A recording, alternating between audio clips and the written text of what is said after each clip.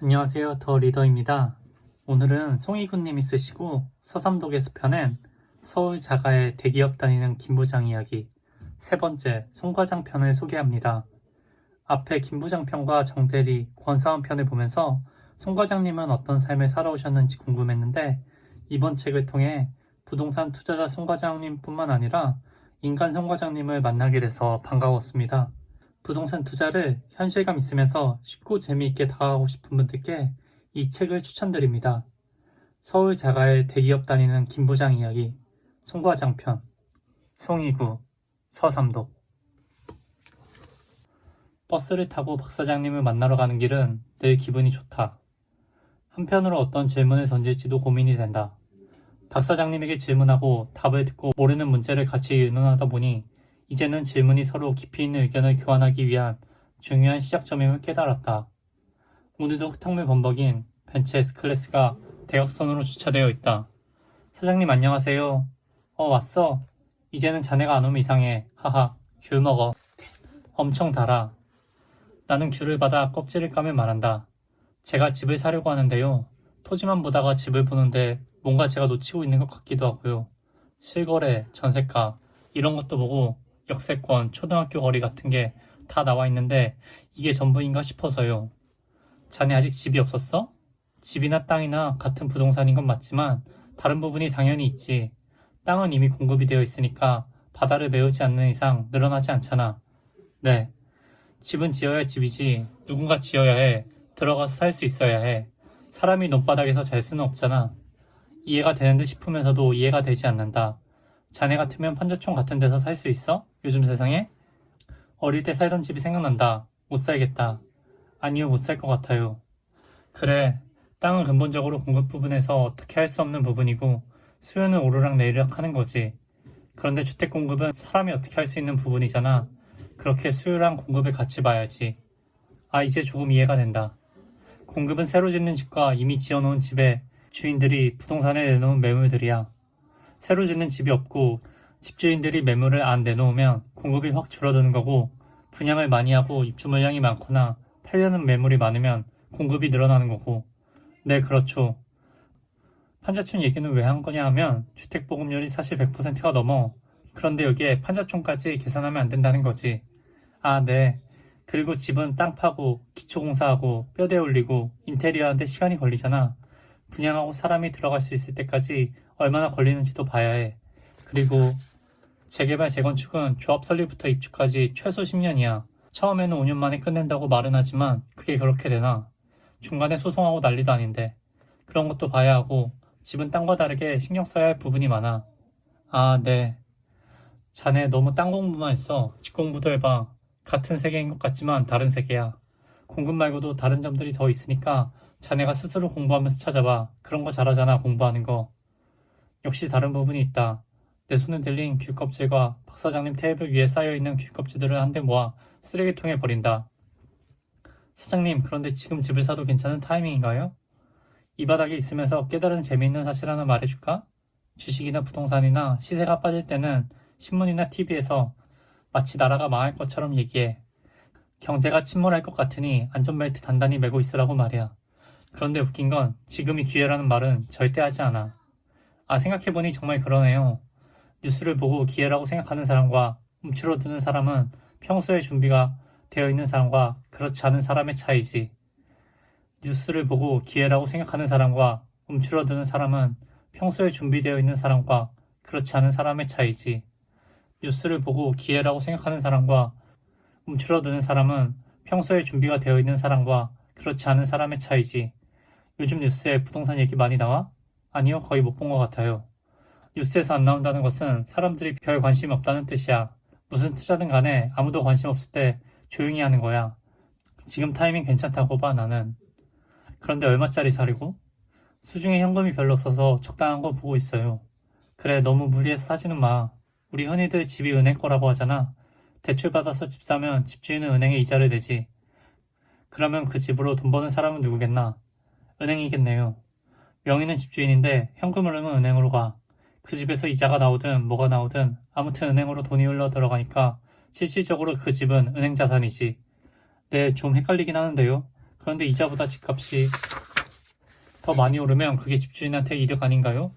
집값이 오를 때야 그렇지. 만약에 집값이 오른다고 해도 세금, 이자 감당하느라 모으는 돈이 줄거나 없어지면 그건 자산 역할을 못한단 말이지. 많이 집값이 올라서 팔고 시세 차익을 봤어. 시세 차익이 이자와 세금, 인플레이션보다 크다면 자산 투자로서 성공한 건데, 그런데 그 이유가 중요해. 더 큰 집으로 가서 더 많은 이자와 더 많은 세금을 내기에 급하다면 그게 자산인지는 한번 생각해 봐야 한다네. 사람들이 집 한 채 사고 시세가 오르면 그게 끝인 줄 안다니까.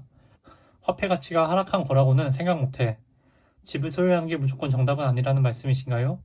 집이 있으면 이사 다니지 않는 안정감이라는 장점은 있지만 소득에 비해 너무 무리해서 사면 집을 모시고 살다가 인생 다 갈 수 있지. 요즘 더 좋은 집으로 이사하는 게 목표인 것 같은 사람들이 많이 보여. 소득에 비해 너무 무리한 대출을 받는 건 반대야. 특히 소득이 하나만 있는 월급쟁이들한테는 말이야. 그 월급이 갑자기 끊기면 어떻게 하려고. 분수에 밖에 살라는 옛말이 틀린 말이 아니라니까. 저기 밖에 있는 내 차는 자산일까 부채일까? 차는 당연히 부채죠. 그런데 저 차는 자산으로 바꿀 수도 있어. 네, 어떻게 해요? 튜닝해서 더 비싸게 파나요? 하하, 튜닝한 거 신차보다 누가 비싸게 사나? 그건 아니고 저 차를 렌트를 해서 거기서 수익을 발생시키면 자산이 되는 거지. 돈을 벌어주니까. 대신 저 차의 감가상각비보다 수익이 더 높아야겠지. 그렇게도 될 수 있겠네요. 내 말은 무조건 자산인 것도 없고 무조건 부채인 것도 없단 얘기야. 소유한 것들을 어떻게 자산으로 만드느냐가 실력이란 거지. 그런데 저 차는 팔아버릴 거야. 너무 과해. 무슨 세단의 왕이라고들 하는데 나한테는 기름 먹고 돈만 먹는 왕이지. 한 지붕 아래 왕이 2명이면 되겠어? 저 차 말고 또 다른 왕은 누군데요? 사장님인가요? 아니, 부동산에 오는 자네 같은 사람들. 점심이나 먹자. 매일 얻어먹는 것 같아서 죄송해요. 그럼 이번에는 제가 살게요. 나는 자네랑 얘기하는 게 재미있어. 나 젊었을 때 모습 생각도 나고. 그리고 밥도 혼자 먹는 것보다 둘이 먹는 게 낫잖아? 네, 저야 감사하죠 항상. 박 사장님은 냉장고에 잔뜩 붙은 스티커를 뒤적이더니 주문을 하신다. 항상 느끼는 거지만 밥 주문을 할 때 3,000원, 4,000원에 벌벌 떨던 나와는 다른 모습이다. 경제적 자유를 달성한 사람이라서 그런가? 아직까지 일하시는 걸 보면 그런 것 같지는 않은데 말이나 행동을 보면 굉장히 자유로워 보인다. 사장님은 경제적 자유를 이루지 않으셨나요? 이 일은 왜 계속 하시는 거예요? 하하, 경제적 자유라. 나도 젊었을 때는 돈 많이 벌어서 마음껏 쓰고 좋은 데 살고 좋은 거 입고 좋은 차 타는 게 경제적 자유인 줄 알았어. 그런데 지금은 생각이 좀 달라졌어. 돈이 많아도 돈에 스트레스 받고 더 벌기 위해 본인이 하고 있는 일에 구속된다면 그건 그냥 재정적으로 여유로울 뿐이지 진짜 자유로운 상태가 아니더라고. 그래서 생각해봤지. 경제적 자유가 뭘까? 하고 말이야. 진짜 경제적 자유는 말이야. 재정적인 여유와 정신적인 자유가 합쳐져야 해. 그게 진짜 경제적 자유라고 봐. 햇살 좋은 날에 차 한잔하면서 미래에 대한 생각할 수 있는 여유. 돈 걱정 없이 가족과 보내는 행복한 일상. 가까운 친구들과 함께하는 소중한 추억. 그런 게 진정한 경제적 자유가 아닐까 싶어. 자네 생각은 어때? 박 사장님은 내가 생각하고 있던 돈과 경제에 대한 관념을 넘어서는 말씀을 하셨다. 그저 60억이라는 큰 돈을 보상받은 아버지 친구가 부러워서 지금껏 내달려온 내가 부끄러워지는 순간이었다. 자네는 처음 볼 때부터 자세가 된 친구였어. 네? 무슨 말씀이신지. 자네는 약속 시간보다 항상 20분, 30분을 일찍 도착했어. 그렇다고 내 사무실로 바로 들어오지도 않고 저 멀찌감치해서 기다리고 있었지. 내가 불편해할까봐. 다 봤어. 시간을 지킨다는 건 결국 신용을 쌓아간다는 것이거든. 부모님께 감사하다는 말 해봤나? 아니요, 부끄러워서 그런 말 못해요. 집에 들어가면서 전화로 잘 키워주셔서 감사하다고 말씀드려. 자네를 보면 언행의 기본이 아주 잘 잡혀있다는 느낌이 들어. 그런 건 어릴 때부터 부모님으로부터 올바른 습관을 보고 배웠고 가정교육을 제대로 받았다는 뜻이거든. 감사합니다. 사업이든 투자든 직장이든 모든 것의 기초는 예의와 매너야. 한마디로 덕에서 출발해야 한다네. 그게 없으면 아무리 큰 업적을 세워도 결국에는 콩밥 먹게 되어 있어. 누군가를 밟고 올라가서 성공해야 한다거나 저 사람이 나보다 잘난 것을 인정하기 싫어서 상대를 누르고 잘 돼야 한다거나 하는 식으로는 절대 경제적 자유를 얻을 수 없지. 네.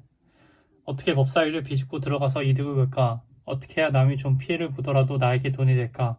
이렇게 살면 절대 안 돼. 모두에게 좋은 방향을 찾아야지. 그렇지 않으면 화살은 자신에게 돌아오게 되어 있어. 사람들이 그걸 몰라. 그걸 통제할 줄 아는 게 경제적 자유의 첫 번째 원칙인 정신적 자유야. 덕을 갖추고 자신의 원칙을 지키는 힘이지. 이게 재정적 여유보다 우선이라고 봐. 그래서 경제적 자유의 첫 번째 원칙이라고 얘기한 거야. 알 것 같으면서도 모르겠고 또 모를 것 같으면서도 알 것 같다. 앞으로 차차 경험하게 될 거야. 재정적 여유는 정말 마음만 먹으면 어떻게든 이룰 수 있다네. 그런데 그때마다 자신의 기준을 흔드는 습관들이 계속 찾아올 거야. 그때 필요한 게 정신적 자유라는 원칙이야. 자네는 잘할 수 있을 거라고 믿어. 재정적 여유, 그보다 더 중요한 정신적 자유, 그리고 이것을 합한 궁극적인 목표, 경제적 자유. 내가 왜 돈을 벌어야 하는지 본질에 대해서는 생각해 본 적이 없다. 본질은 책을 통해 머리로 습득할 수 있는 것이 아니라 체험을 통해 깨달아야 하는 것이다. 서울 자가의 대기업 다니는 김 부장 이야기, 송과장편, 송이구, 서삼도.